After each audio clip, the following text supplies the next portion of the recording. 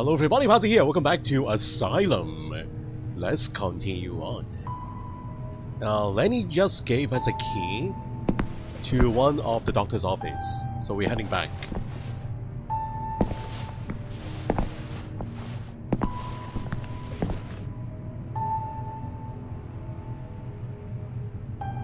Our friend receptionist is gone. She's not there, guys. Look at that. She is absent. Where did she go?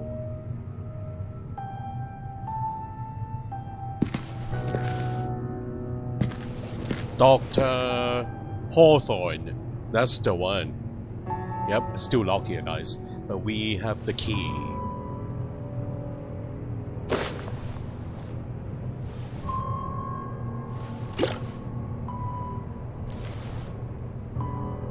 Is it in the keyring now? Yeah, I think so, guys. It's in the keyring. Thanks to Lenny, had access to Hawthorne's office. Yep.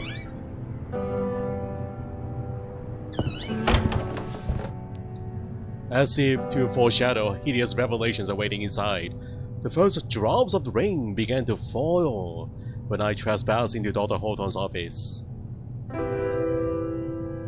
Shall we take a look, guys? Raining outside. Lightning outside, guys. Ocean still loomed outside. His hypnotic air would flow, presaging further horrors? And no raindrops on the window, though. There's lightning outside.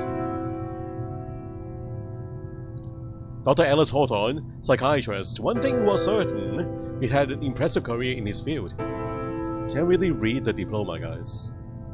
A renowned individual and, regardless of his behavior, a valuable asset to the Institute. That's not written on the certificate, right? That is not written on the diploma. No.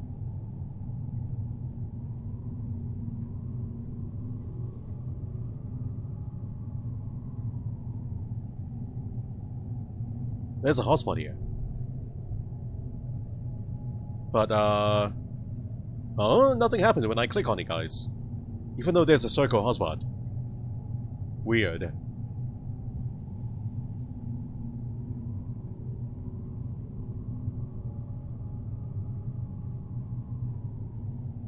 And, no hotspot here, guys. Again, the circle is here. Let me check one more time. Oh, there is a difference, huh? Wait. I have to click, not on the circle, but outside the circle. So when there is a magnifying glass appearing, then I can click on it. That is weird, guys. Oh, like right there, the hotspot is not where it's supposed to be. See? It is supposed to be here. But I have to go all the way down here, and then the magnifying glass shows up. I can click on it. That's weird, guys. Books on medicine and, unsurprisingly, psychiatry. Now, let me try this over here on the sofa, guys. Where's the hotspot? Yeah, the mapping in this room is a little bit off. Look at this. Antique sofa which confer a sense of importance, matching the sober decoration in the room. It's weird. Yeah, like that one too. The hotspots are a little bit below the actual hotspot. So, a dead body. Holding a knife. It's doing an autopsy on the body, guys. A bunch of surgeons here.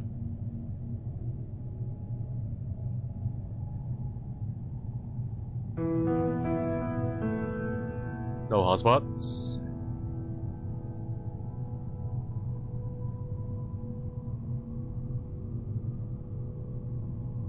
Again, below the hotspot.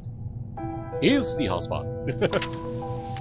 Harrow Mental Institute. Confrontation in the psychiatric. Psychiatric. No record of the venerable Hanwell Mental Institute would be complete without an account of Dr. Alice Hawthorne, companion, trusted associate, and loyal confidant of Walter Hanwell, Dr. Hawthorne's abrupt addition to the staff at the esteemed mental hospital was not without its share of controversy. He was an inscrutable character who, to the astonishment of many, quickly joined the highest ranks of the personnel list, skipping over roles held by established and arguably more qualified colleagues in the process. Dr. Hawthorne's accomplishments in the field of mental health are, for a noteworthy physician, meager at best. He rose to a certain level of public regard thanks to his imposing personality and stern countenance, rather than distinct achievements, as he had a formidable presence that allowed him to immediately command the attention of everyone in the room simply by entering it. His signature neat black suit, paired with his cold, youthful gaze, inspire equal measures of respect and fear in his peers.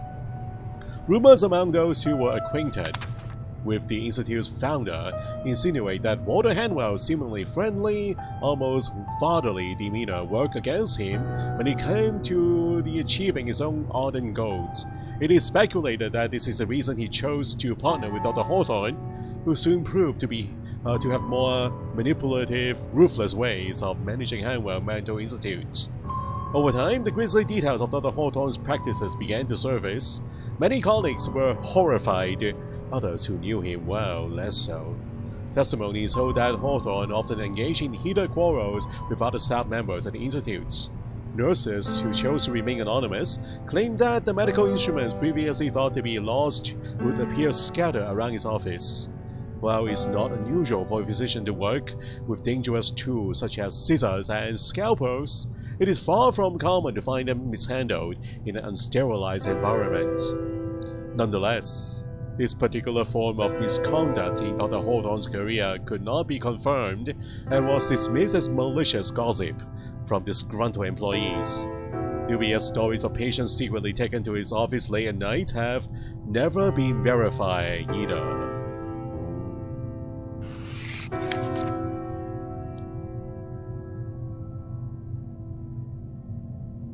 Yeah, what other reasons would they find those instruments inside the office, huh? Right, guys? Why? That's the only reason. He experimented on patients inside his own office, without the watchful eyes of others, guys. Doing that in secret.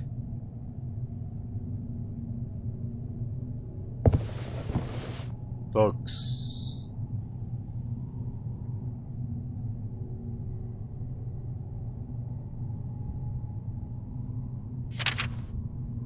I'm afraid my colleague, Anne, has elected to take an inferior direction in the career.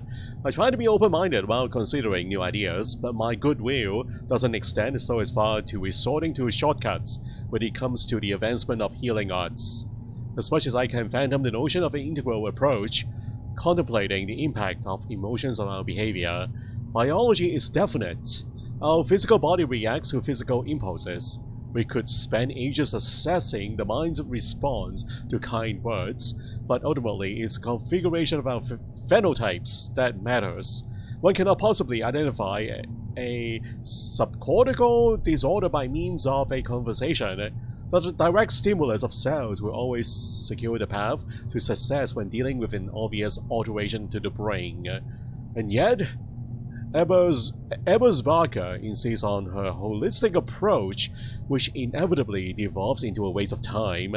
Our society is crumbling, swift action is necessary, and in the case of the establishment, we are also spending valuable resources, which are dwindling every day on her theories.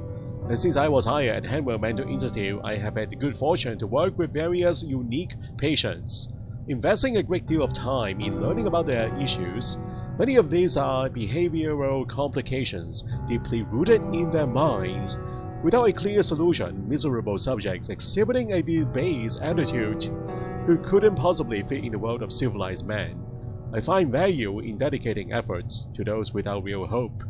Patients unable to produce a single neurotransmission that results in a meaningful stream of thought productive to society.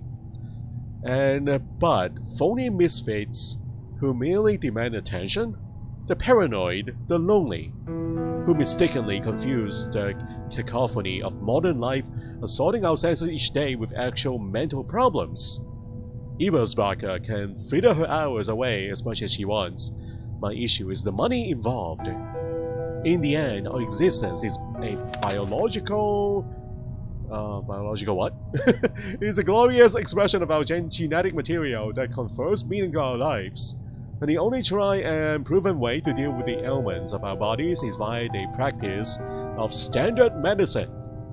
And thus, a shattered brain can only be fixed by physical means. Is that why he borrowed those instruments, guys, and brought it here inside his office? He was trying to fix the patients physically by using those tools.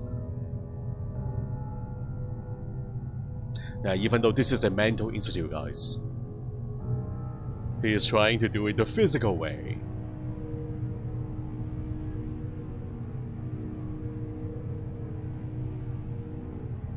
Okay, this device here looks out of place.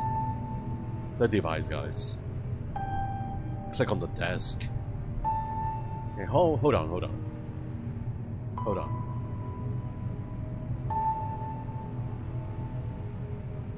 I like looking at paintings. But not this one, though. I see dead birds.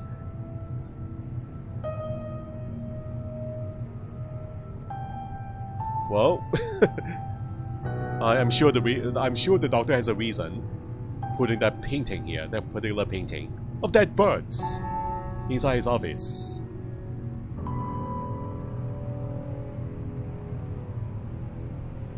Okay, so that's... yeah, we read that letter already, right? The one above the fireplace. I think so. Okay, the desk. I see a spare key on the desk. Does that opens up Hanwell's office? Oh, the director's office, guys. Finally. Dr. Hanwell. The director. Wait. What is this device? In green.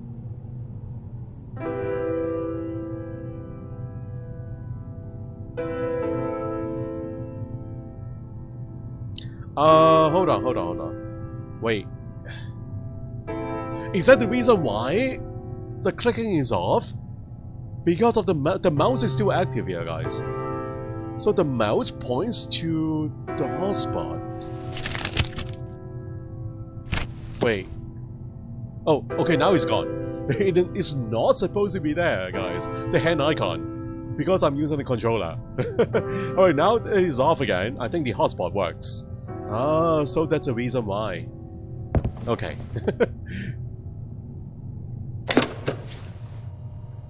This is the next subject. Is the recording device turned on? Yes, we may proceed. Keep it quiet. Leave it to me. Hello, Leonard. Do you remember me? Lenny. I'm Dr. Hawthorne. What do you want? Well, you may not remember this, but yesterday you went inside a place, a big room.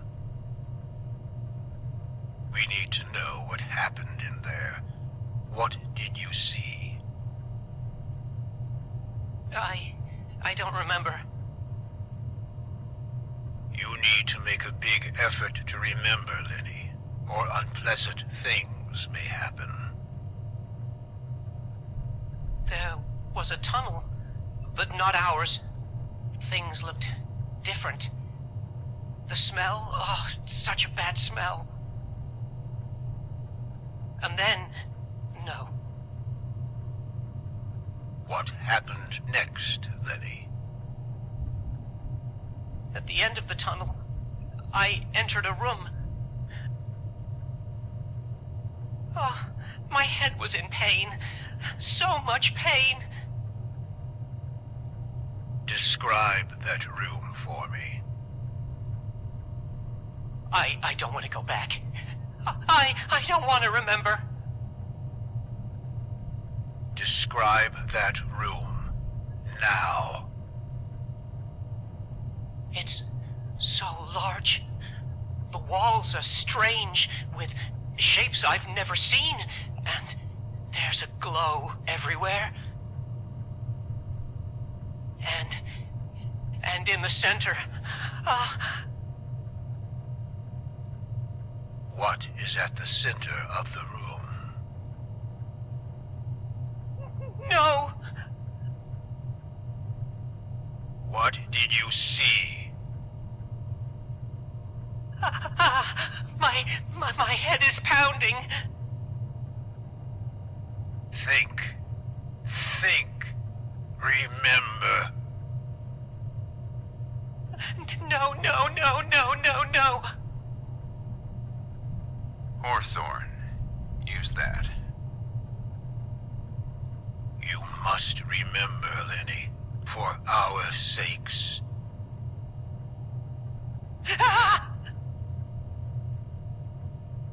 What did you see in the room?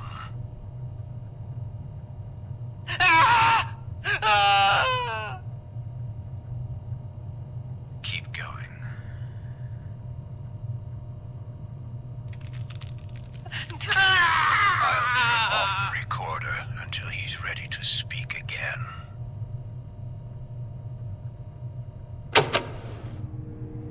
Wow. There's a lot of information there, guys. So, Dr. Hawthorne.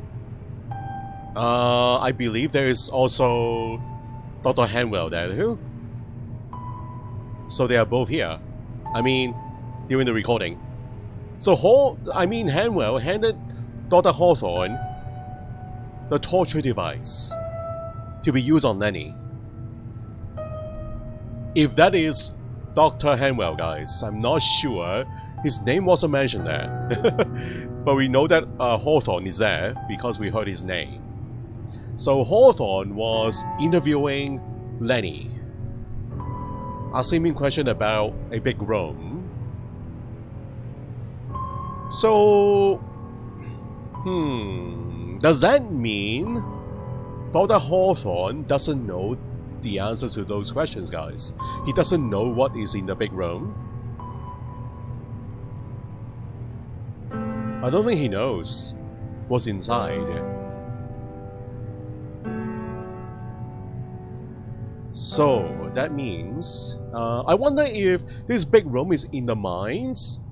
They were talking about a tunnel. Lenny was talking about a tunnel. And at the end of the tunnel is the big room. So I'm guessing it's in the basement. In the mines. Right?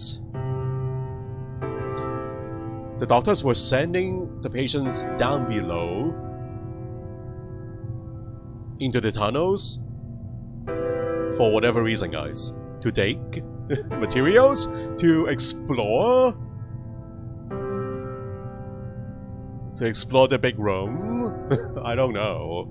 But there's something inside the big room that Lenny found disturbing. Glowing lights in the big room.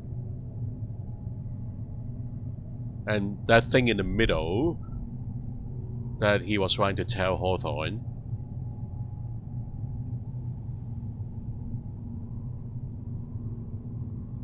Yeah, almost like they were trying to wrestle information out of Lenny's mind, guys.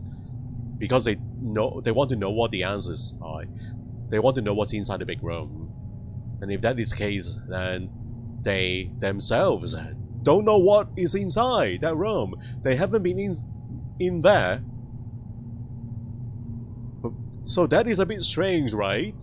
Is that the reason why they send the patients down below? To explore that unknown area?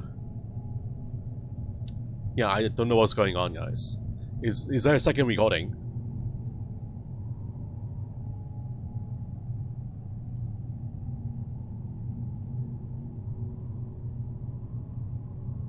Only one message here, one recording.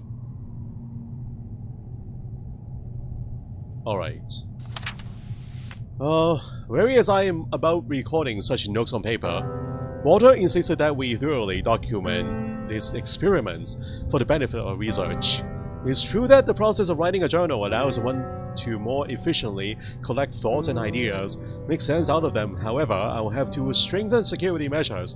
To begin with, I've asked the janitorial staff to refrain from cleaning my office. But first we try straightforward questions. What did they see? Could they hear any sounds? How large is the chamber?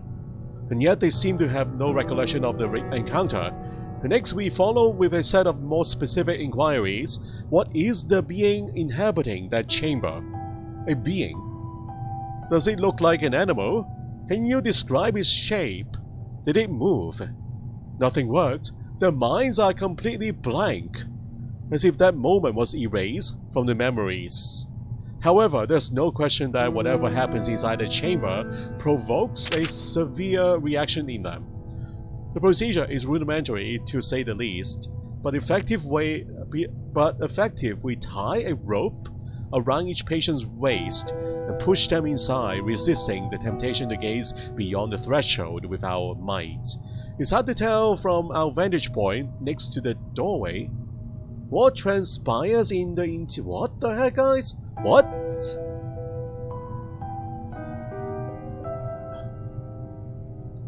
Next to the doorway, what transpires in the interior, but we don't sense any movement. Apparently, the patients remain still or are paralyzed even. After a few minutes, we firmly pull the rope and haul them out. Bruises are inevitable as they hit the ground, but there's no better way of doing this. They don't react to any stimulation while in that chamber. Walter then uses the device to lock that strange door. He's far more knowledgeable than me on such esoteric matters. What the heck? So is a room inside the asylum? It's not in the mines.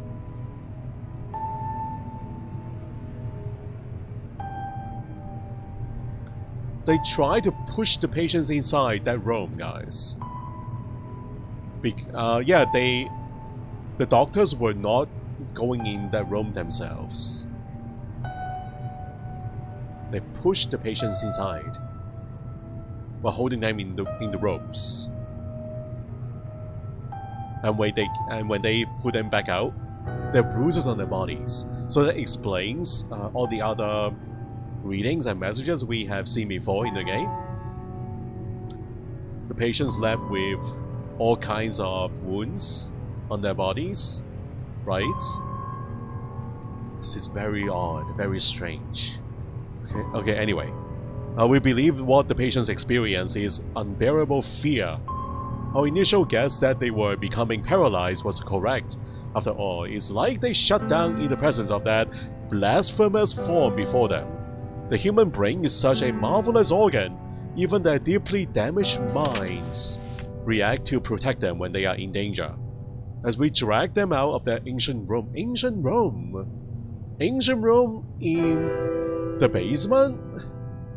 They dug out an ancient room inside the tunnels? We can discern the expression of absolute dread on their faces. Insane or not, human emotions are still the same, and yet they return to their old selves shortly afterward. As we drive them back upstairs, in the mines, guys, in the basement, near the sewers area, guys. Right. I now understand that what we must do. The goal is to instill fear. The minds are clearly processing the visual information. The theory is that if we are able to reproduce the conditions of the encounter, we should be able to recover details about it. Even if one patient is unable to describe it all, we could piece together a more accurate picture from multiple recollections. Our current approach is salvage. We subject them to extreme situations in hopes of prompting a reaction. I'm not proud of blatantly beating someone like some goon, but the promise of the knowledge and purpose concealed in that chamber is too powerful and supersedes my dignity. However, these methods aren't working. They react to pain, they cry and scream, but they don't do anything else. It's not true fear. we are not replicating the conditions well enough. This afternoon, I spoke with Ebersbacher about the regression she's observing in Group E. Of course, I had to play the fool, but her incessant babbling formed an idea in my mind. For instance, H has pyrophobia. The mere thought of fire or talking about it makes him tremble in fear. Ebersbacher recalled an instance during one of her therapy sessions in which a patient casually said something about firefighters, and it instantly became agitated. H became agitated, tears rolling down his face. Following this revelation, I took him to the boiler room. The incandescent red glow from the incinerators, the shadows flickering on the walls, and the intense heat emanating from every corner in the room caused a wild reaction in him. I proceeded to question him about the encounter, and finally, an actual detail emerged. He simply said big, but it's not enough. More simulation is required. Further efforts have involved more extreme measures. Simply placing the gas burner in front of him provoked a state of shock, not unlike what we surmise occurs within the walls of that room. Poor soul H cannot grasp that industrial incinerator is far more dangerous than a small laboratory burner. But who am I to judge his emotions? However, that state of fear wouldn't allow me to press on. He didn't respond to any of my inquiries, just kept silently staring at the flame. So I moved the burner closer to his chest. Leveraging the fears is indeed the key. We managed to obtain much more information from these new sessions than from all our previous efforts. A picture is beginning to form. So we have read about some of the patients getting burned wounds on their bodies, guys. Right? In documents. So that's where the wounds were coming from. They were trying to torture information out of the patients, guys, by various means. JC, afraid of dark. LH, brittle bones. RB, sexual acts. That is a strange one. BL, denigration. L for Lenny? Perhaps? Do we know his last name? I don't think so. Maybe I forgot. We have read documents before, the patient's names and all. He's afraid of brittle bones. Whew. Lots of new information here, guys. Oh, nope.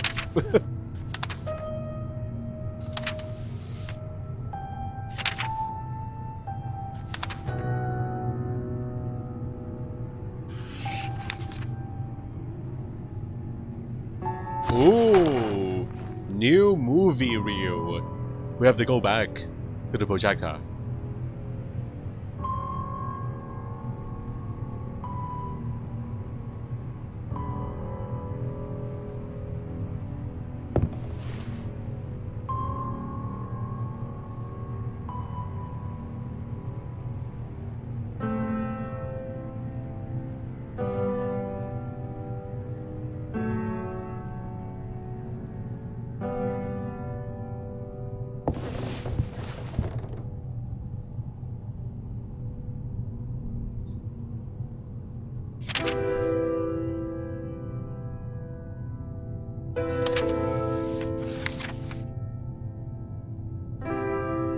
Alright, I think that is all.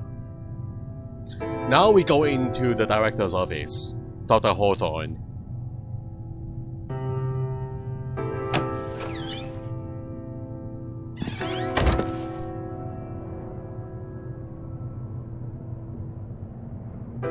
It's right... no, not that one. The end of the hallway? Wait, no. Where is Hawthorne's office? I mean, Hanwell. Dr. Hanwell. Is this the one?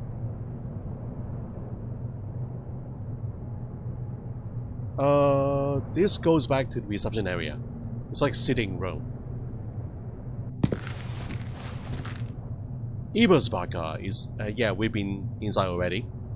Where is Hanwell's office? I don't remember. Wait, hold on, guys. Hold on. Hanwell. No, wait. On the second floor. At the end of the hallway. Yes, I remember. I actually do remember. So...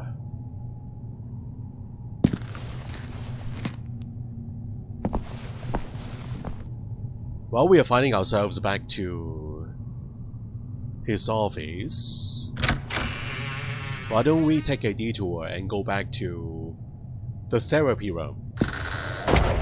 Let's go watch the movie first. Oh, it's raining. It is raining. Storm is brewing.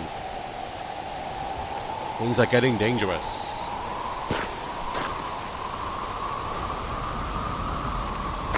This shack is still locked. Right? Yeah, it's still locked.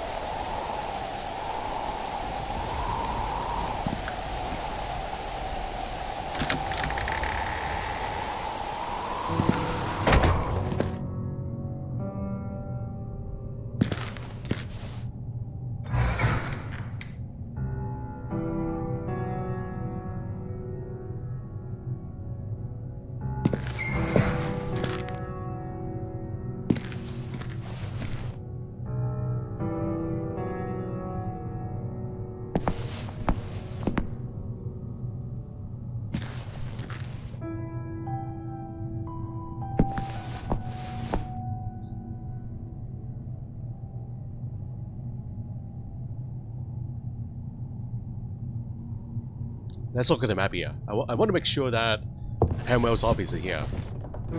Director's office at the end of this hallway. Right? Yep, it's right there, guys. Director's office on our right hand side. Alright, so we have to go to... oh wait, the therapy room is on the first floor! Not on the second floor!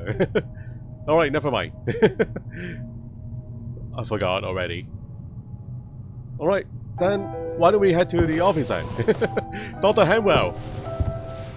The director's office. Alright. I was going to watch a movie first, but whatever.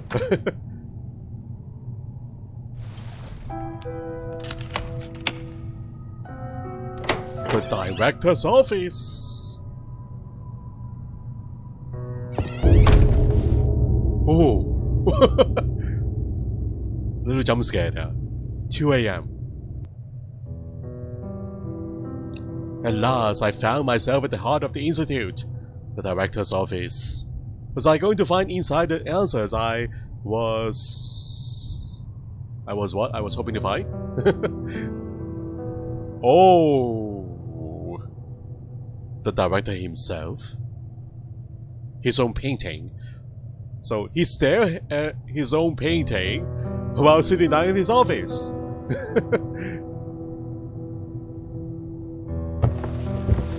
His own painting, guys. Walter Hanwell. How bizarre. Staring right at your painting while you work on your desk. Oh, yeah. Look at this. Impressive desk occupy a large section of the room. Staring at your own face while you sign the papers. Bizarre. Very bizarre.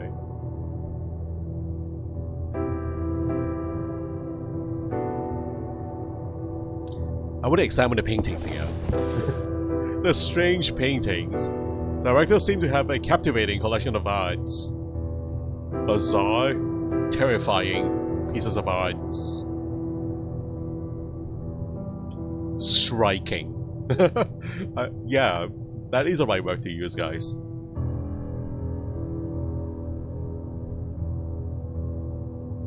Elegant urn. Urns in your office. Look at this piece of art. Oh my god. This guy has a smiling face. Trying to pull the patient's ears out. using a extra large piece of pincers here, tweezers. Barbecue forks. Yikes, sadistic act of torture. Yep. Trying to wriggle information out of their bodies.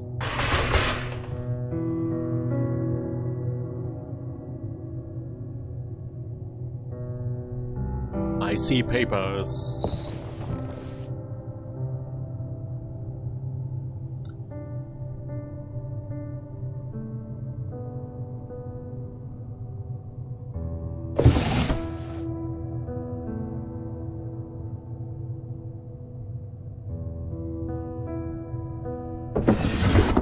More papers.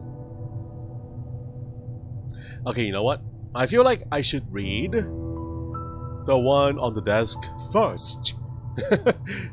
This is on the open area. So let's read this first, guys. We prepared to delve deeper into the tunnel. Alice had a few words with the security staff, playing the bad cop as usual, and warning them about patients often going missing. Well, I returned them to their cells. Afterwards, as things went quiet, we grabbed a lantern each and scouted out the regions beyond the crevice. So definitely in the basement. The tunnels in the basement. The smell was nearly unbearable as we traversed the tunnels. I could recognize the handiwork of our motley crew in carving out the walls, but suddenly the shape, or rather texture, of the tunnel began to change. It was still man-made, dare I say, but yet different. Clearly the result of more crude tools. The rocks had developed a shiny, slippery surface massaged by the history of who knows how many countless centuries, millennia. As we stepped forward, we noticed curious patterns on the stone walls, and also objects such as pots, effigies, and other fragments scattered on the ground, which were covered by a layer of spongy moss. Somehow a whole ecosystem has survived within these underground, prehistoric walls. I pondered the deeper secrets that could be concealed within the bowers of this towering cliff. When I grabbed one of the items on the floor, my eyes were dazzled by a craftsmanship unlike anything I've seen in my life, not even in specialized publications or museums. It felt strangely alien, with hints of human crafting, and yet, at the same time, it was not quite human. When I showed a weird sculpture to Alice, he seemed more excited than I expected, and urged me to move forward. We resolved to move these fascinating objects to a location where we could probably research them. We both agreed that the third floor of the hospital, currently in disuse, would be a suitable spot. Needless to say, there was a mutual agreement to keep this find from the rest of the staff. The continued investigation of these newfound underground tunnels are far more important than the remodeling of the building. Alice warned me about expenses and such, but I dismissed such mundane considerations. Words aren't enough to convey my excitement. My hands are shaking with adrenaline as I transcribe this account. What we found at the end of the tunnel, it is beyond our comprehension. An ultimate glorious secret right here beneath us. Alice, impetuous as he is, motioned for us to go in, but I caught a glimpse of his presence, which was enough to paralyze my body and mind. For what seemed like an eternity, yet a fleeting moment must have passed as I grabbed Alice's arm and ordered him to stop. We cannot go in. Our rational minds wouldn't be able to stand it. The same patients from Group E as before are the key to making progress. It's nothing short of a miracle that our financial woes prompted us to resort to using our own patients to conduct the work rather than a professional construction crew. Jesus, guys. So that's why they were using them as workers. They were using them to explore the tunnels, explore those rooms, those alien rooms. That is if they are alien, guys. Alien hallways. Did the aliens build that underground facility? I don't know. But anyway, he mentioned something about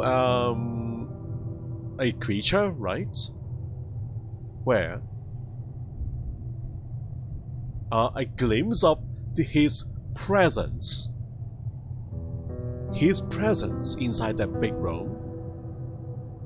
So he caught a glimpse of his presence, enough to paralyze the body and mind. And he refused to go inside, guys. He saw something inside the room, which he called the presence, his presence. And he refused to go inside. So this is a room that they were talking about earlier in the recording, guys. Right? They used the patience of Rope Yi to push them into the room, tying the ropes with the bodies, push them inside, and then something happened to them inside the room. And when they pull them back out, they see wounds on their bodies. Wow. Now the patients have no idea what we found, and even if they spoke out, who would believe them? Tunnels? Weird smells? Strange artifacts? An idea of forming in my head. I'm sure Alice will agree. Another good reason to use the patients, guys. Yeah, because no one will believe them. No one will believe what they say. The crazy things that they experience inside the room. No one else will believe them at all. It turned out that the fears are more useful than we thought. They have helped us come closer to the entity. I have no idea words to describe him now. No rational mind can withstand his sight. After all, what do we know about reality? It's all merely electric impulses traversing our neurons. But if an alien being operates beyond the limits of our comprehension, those impulses would fry our brains, unless our minds aren't operating correctly to begin with. An alien in that room. He calls it the entity. So for sure now, it is an alien being, guys, inside the room. An alien who is still alive, right?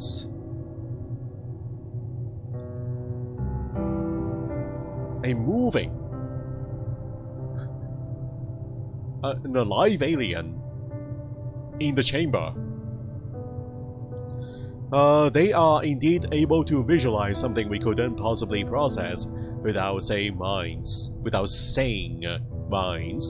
The fear they experience when they enter the chamber is evidently unbearable according to their own testimonies, even worse than long-standing fears from their own past. And yet, something sticks in their damaged brains. We are unable to recover that information unless we somehow reproduce the same emotional conditions as those the patients had upon entering the chamber. So far, we have been able to recover one piece of knowledge from each one by stimulating them to experience their past fears using various methods. If we put everything together, then maybe. An unexpected turn of events, all patients presented to the entity have developed an anomaly. Something physical has changed in them. As far as we can tell, they are all developing brain tumors. Why this is happening, we can only guess, but the evidence is unquestionable. Is it that even the damaged minds cannot withstand the glorious sight of the being underneath, or is there a deeper meaning behind this alteration in their physiognomies? We have no choice but to further investigate these tumors, and yet we cannot do it alone. The extracted tissues must be subject to standard procedures, and thus thoroughly analyzed by our pathologist. For obvious reasons, the source and nature of the masses cannot be disclosed. We cannot just drop them onto the tables either, as questions will be asked. It's a blessing as it is that the strap is working properly and leaves no scar, but we cannot push out luck. Ebersbacher is growing suspicious.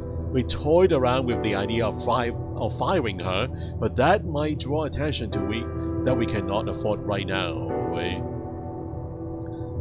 Alice had the brilliant idea of simulating tumor growth in the same rodents already assigned to oncology. It is another fortunate coincidence that they are genetically similar enough to humans, and soon they will be studied and we'll get the information we desperately need. Alice will take note of the identification of tag and watch the team closely. So that also explains the brain machine, the brain extraction machine. Right, they're trying to get samples out of those tumors. Things are coming together now, guys. All this information that we have discovered so far in these two rooms. Yeah, things are adding up at last. Yeah, only a handful of doctors know about all these guys. The nurses do not know what's going on. Only the doctors. Ebersparker, Hawthorne, also the director, Hanwell. Or maybe some other doctors too, guys. The whole team. He mentioned a team of doctors. We established that for a tumor to manifest, one must remain in its presence of a certain period of time, and still I asked Alice to subject me to a brain biopsy after my fleeting glimpse of those unfathomable shapes during our first time in that tunnel, just to be sure I'm safe. Yeah, he only caught a glimpse outside the room, guys. I think you have to go inside, like the patients did, for those tumors to develop in the brains. Like in close contact with the alien, guys. So that's what happened to them. Something isn't right. The patients, they are acting differently. It's difficult to pinpoint in what manner. They simply don't feel the same. Last night, H was found lost in the basement, and we didn't take him there. Also Lenny, is known to experience absent seizures, but today I observed him in the yard, and he spent many hours just staring at the ground below him. Did they act as if... No, they cannot be! Why would they? We must do something, and soon. Ebersparker is bound to notice. I'll leave... Oh, Ebersparker doesn't know! Even though he is working closely with Hanwell and Hawthorne, guys, he doesn't know the truth.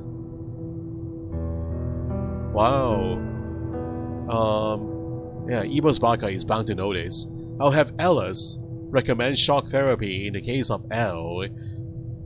We risk an uproar, but there's no other option. So I guess only Hawthorne and Hanwell knows about this. My worst fears have been confirmed. There were very possibly something wrong inside me, and if that was the case, was there any solution at my disposal? Inside my brain. So I guess I was part of Group H or Group E in the past. Maybe, guys? I was part of the group.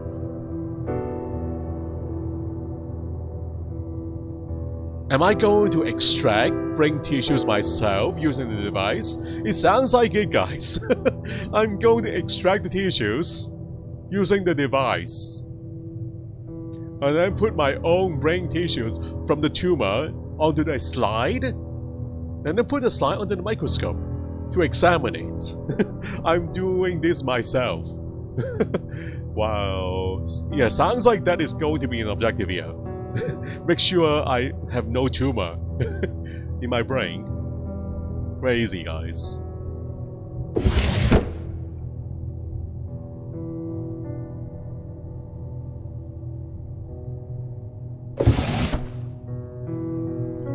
Ordinary annotations.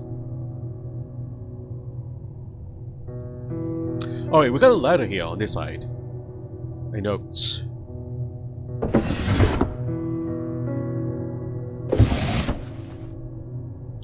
Are they readable? No, they are not. Oh yes, they are. Ambrose, I must hastily write this letter to you, as an unexpected turn of events may have hampered the long-awaited resolution of our work. The book you recommended did indeed provide the means of understanding those primordial arrangements. Ambrose, we unlocked it. What an extraordinary document, so precise. What seems to be inside I cannot elaborate further. and couldn't even if I try my best, but I'm penning extensive notes for posterity. You must act quickly. There's a plan in motion, so to speak. It's far from the scholarly treatment this immeasurably overdue encounter deserves, but circumstances are acting against us. We need visual information that few human beings are able to provide. However, as you rightfully said yourself, Providence is on our side. I will... So, an unfinished letter... Yeah, unfinished letter, guys.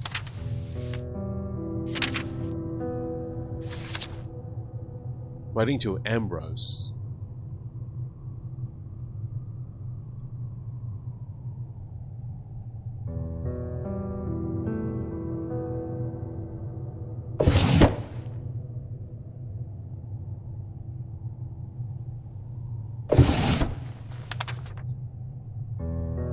The vision of Walter Hanwell.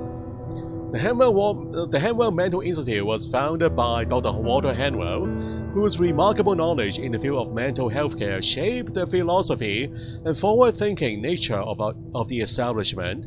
As a young, promising general surgeon, he became fascinated with how mental illness worked, and firmly pursued his goal of understanding the intricacies of insanity. Dr. Hanwell actively encouraged colleagues and contemporaries in their studies of mental pathologies, earning him the reputation of benefactor of the insane. His strong legacy in the subjects of psychology and medicine permeates every room in the Institute.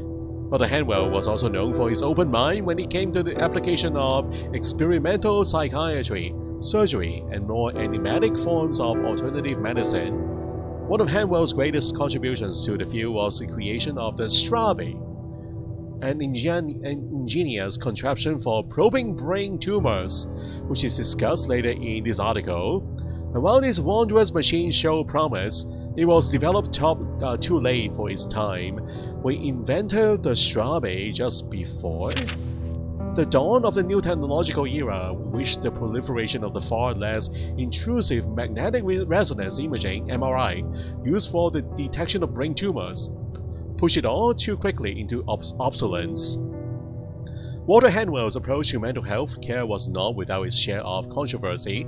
However, he was known for adopting the mindset strongly focused on achieving fast results, disregarding established ethical standards in the process. One example of this was his belief attitude toward conducting experiments on live animals, a practice already rejected among his peers. An anecdote in the annals of Hanwell Mental Institute history describes a shipment of foul-smelling rats transported to the premises of this gruesome purpose. In later years, Dr. Hanwell's interest shifted toward more holistic, perhaps even spiritual methods for uncovering the secrets of the mind.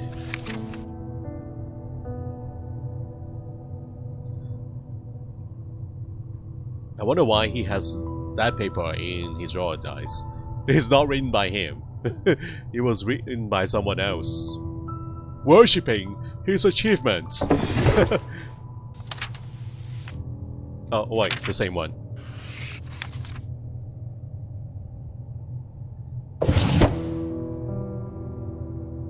Ink bottle.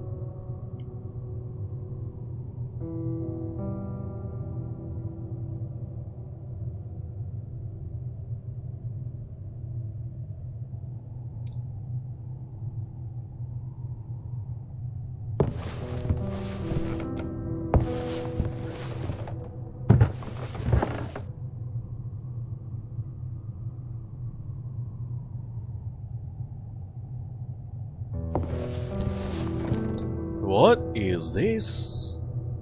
A book? The Human Mind. Wow, what a cover. Look at the head. It's composed of human bodies, dead bodies.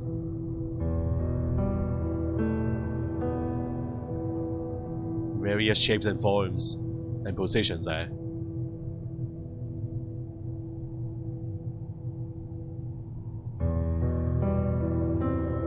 The only book on a stand. Maybe it's written by him, guys. I couldn't make out what these jars are filled with. Okay, I don't want to know.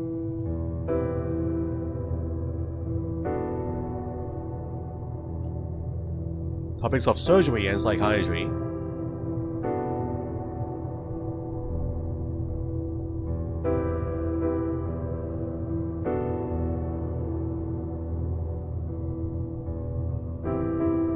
Ooh, look at the diplomas. There is a lot of diplomas.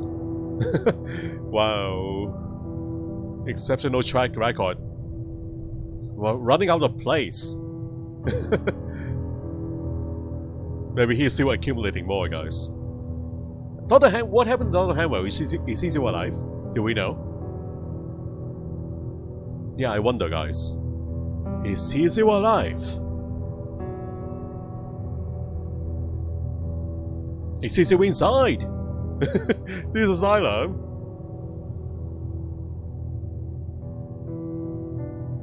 Alright, that is all. We're almost at an hour mark already, guys. We have to end the video soon. But before we go, can we go check out the movie? I want to watch the movie. We found it in this video, so let's go check it out.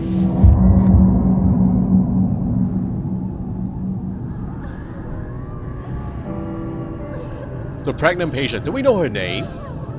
I don't remember. The pregnant lady.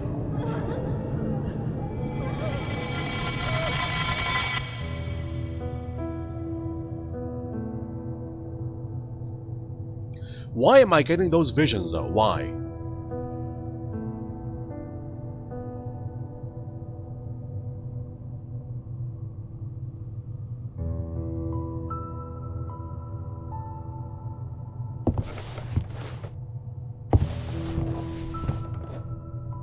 First floor. I wonder if the third floor is open or not. Can I go find out? Okay, third floor, guys. Is it open? It is still blocked. Lenny is not done with the cleaning yet. So we cannot go to the third floor yet, guys. We know that there are alien objects on the third floor. The ones that they discover in the subterranean tunnel and the other areas in the basement. The third floor is where they put those items in, guys. They put them in the rooms. Okay. Therapy room.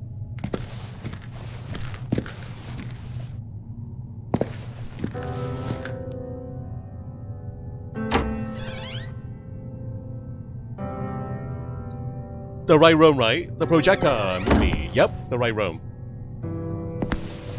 The only one that we have.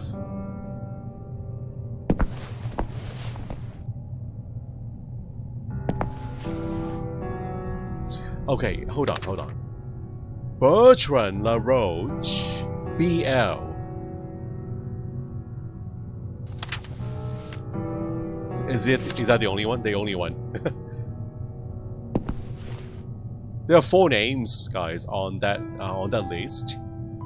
The newest list. BL is on them, right? BL. Then we got Lenny, and then we got someone else. Maybe one is for the pregnant lady.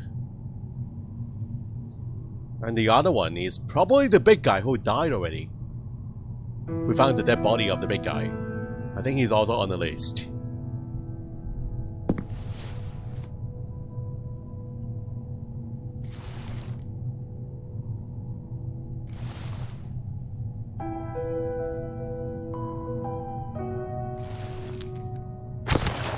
Movie.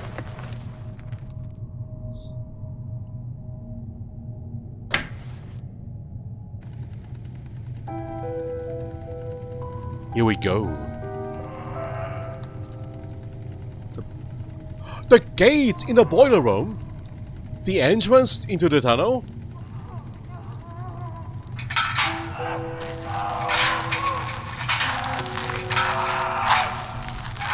Oh no! He was being tortured. The guy who was afraid of fire. Wow, they lock him in, guys. his greatest fear is fire. Lock him in the basement of the boiler room. Careful, the artifact.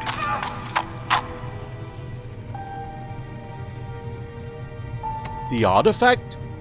From the tunnels? Oh, is he still inside the basement? Are we going to find his remains under the gate?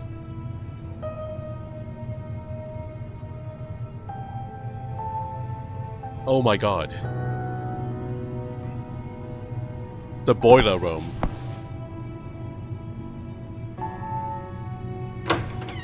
Where we can find the dead body of the patient, guys. And also the artifact. We can find the artifact there. We don't know what that is, but it rolled into the grating. Okay, so I guess that's where we're going next. Third floor is still closed. We're heading to the boiler room to look for that artifact and maybe examine the dead body. I think it's still there. They lock him there under the grating to torture him. To try to extract information out of him, guys, by having him face his greatest fear. That's what happened there. But anyway, this is the end of the video. We'll continue this one next time, guys.